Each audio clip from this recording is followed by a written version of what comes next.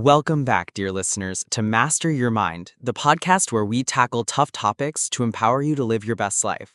Today, we're diving into a critical and often avoided subject, the harmful effects of pornography on the brain, body, and mental health. This isn't just a personal issue, it's a societal one with far-reaching consequences. Recent studies show that 91.5% of men and 60.2% of women have consumed pornography in the past month, and an estimated 8 to 10% of adults in the US exhibit signs of compulsive use or addiction. Even more alarming, 54% of young people report exposure to pornography before age 13, with 15% encountering it as early as age 10. These numbers demand our attention. Elena, I know this topic can feel heavy, but it's vital we discuss it openly to protect ourselves and those we care about. Are you ready to unpack this with me? Absolutely, James. Those stats are shocking. It's crazy how widespread this is, yet it's rarely talked about without stigma. I want to understand how pornography actually affects the brain. What's happening up there when someone watches it? Great question, Elena, and let's get straight to the science. Pornography hijacks the brain's reward system by triggering a massive release of dopamine, the neurotransmitter responsible for feelings of pleasure and reward. Initially, this creates a euphoric high, but with repeated exposure, the brain adapts through a process called downregulation. This means it reduces dopamine receptors to cope with the overstimulation, making it harder to feel pleasure from everyday activities like spending time with friends, working on hobbies, or even real-life intimacy. A 2015 study found that heavy pornography users showed reduced gray matter in the brain's reward system, impacting motivation and decision-making. Another study using functional near-infrared spectroscopy, FNIRS, in 2025 revealed that frequent viewers have increased connectivity in the prefrontal cortex, similar to patterns seen in drug addiction, which impairs impulse control and cognitive performance. It's like rewiring your brain to crave instant gratification, leaving you less responsive to natural joys. Wow, that sounds like a serious rewiring of the brain. Does it only affect the brain, or are there physical and mental health consequences too? The impact goes beyond the brain, Elena. Physically, chronic pornography use can lead to exhaustion, disrupted sleep patterns, and sexual dysfunctions like porn-induced erectile dysfunction or delayed ejaculation, even in young men in their 20s. A 2023 study noted that these issues stem from the brain's desensitization to normal sexual stimuli, making real-life intimacy less satisfying. The nervous system also stays in a heightened state, increasing stress hormones like cortisol, which can weaken the immune system over time. Mentally, the toll is even heavier. Compulsive use is strongly linked to anxiety, depression, and low self-esteem.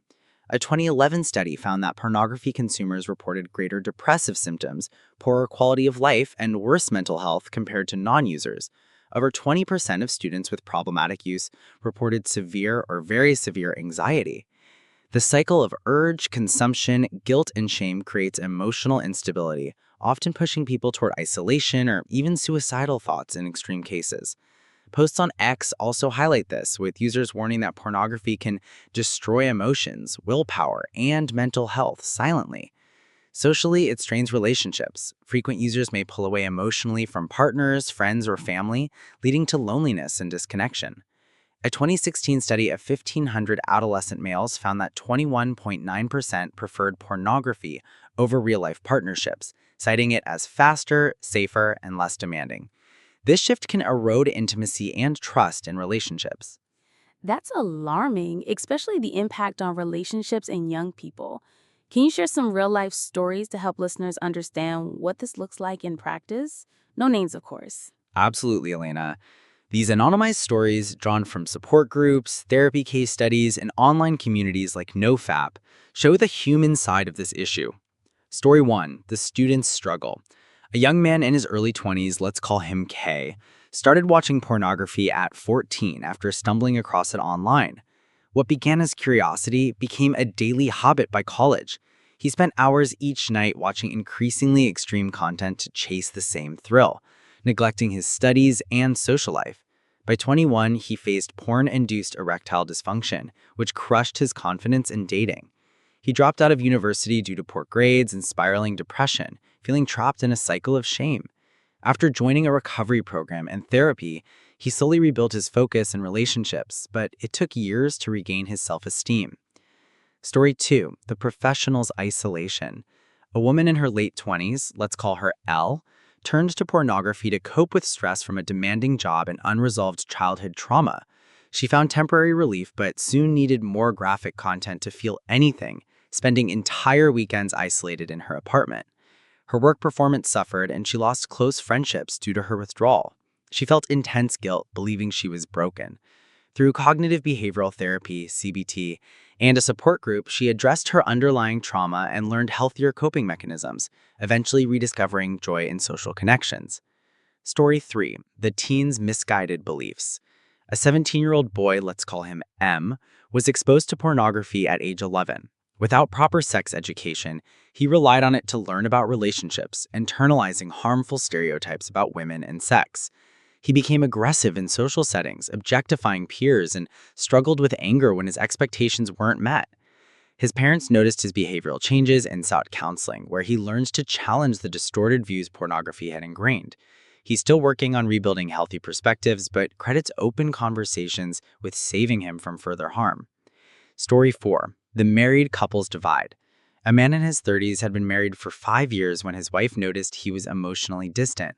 His secret pornography habit, which escalated during stressful work periods, led to a loss of interest and intimacy with her partner. He compared her to unrealistic standards from pornography, causing tension and feelings of inadequacy for both. After couples therapy and a commitment to abstain, they rebuilt trust, but the process was painful and required mutual effort. These stories aren't outliers. They reflect patterns seen in millions, young and old, men and women, struggling silently with shame and isolation. Those stories hit hard, James. It's clear this isn't just a personal issue. It affects relationships, work, and even how people see themselves. How does it impact academic or professional life specifically? The impact on academics and work is profound, Elena. Pornography addiction impairs cognitive functions like concentration, memory, and decision-making. A 2025 study found that frequent users performed worse on tasks that required focus, like the Stroop color and word task, due to altered brain connectivity in the prefrontal cortex. Students report missing deadlines, failing exams, or losing interest in their studies because their mental energy is drained by compulsive behavior. A 2020 UK study of teens found that 29% felt bad about their bodies after comparing themselves to pornography, which further distracted them from academic goals. Professionally, the effects are just as severe. Employees with problematic use often experience reduced productivity, increased absenteeism, and difficulty meeting deadlines. The pursuit of pornography can consume time and mental space, leading to job loss or strained workplace relationships in extreme cases. One ex-post described it as a silent destroyer of focus and ambition, which aligns with research showing how the brain's reward system prioritizes instant gratification over long-term goals. It's like a trap that takes over every part of life. What about the social and cultural consequences?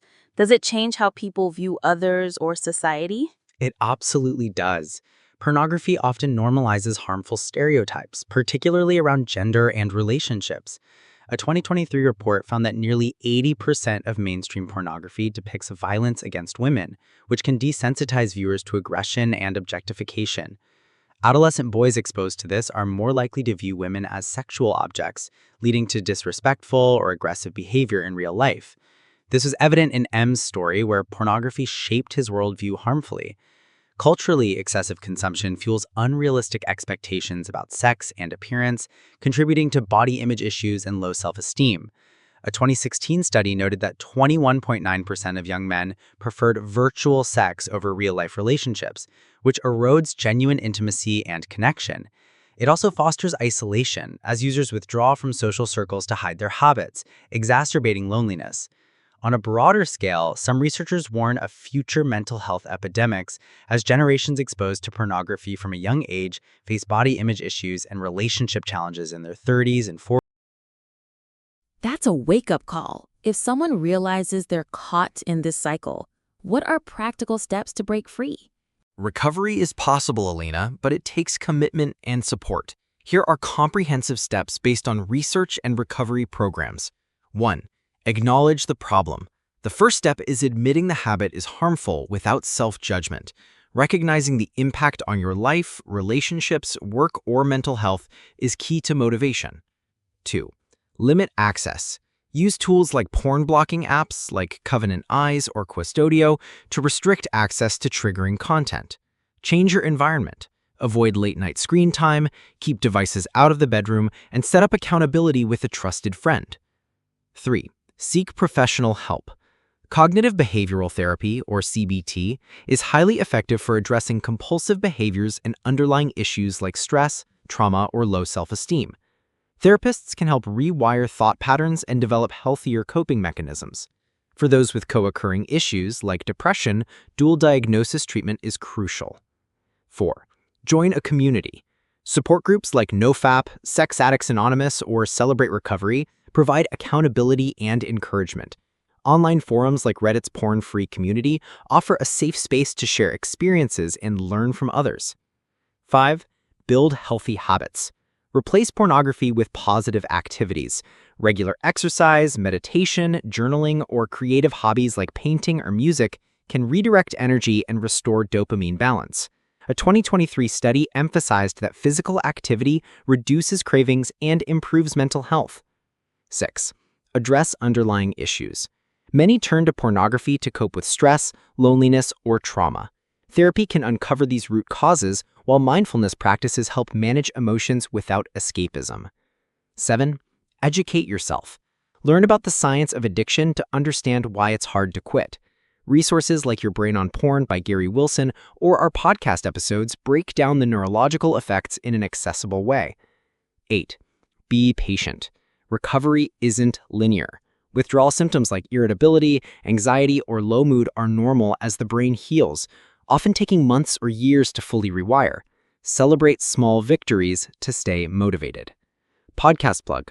Our show dives into these strategies regularly with expert guests and real-life recovery stories. Listening daily keeps you informed and inspired. Make it part of your morning routine to stay on track. Those are practical steps anyone can start with. But what happens if someone doesn't seek help and continues down this path? The consequences escalate, Elena, and they're not just personal. They ripple outward. Neurologically, the brain's reward system becomes more desensitized, requiring increasingly extreme content to feel anything. A 2016 study noted that 49% of users pursued content they once found disturbing, showing how tolerance drives harmful behavior.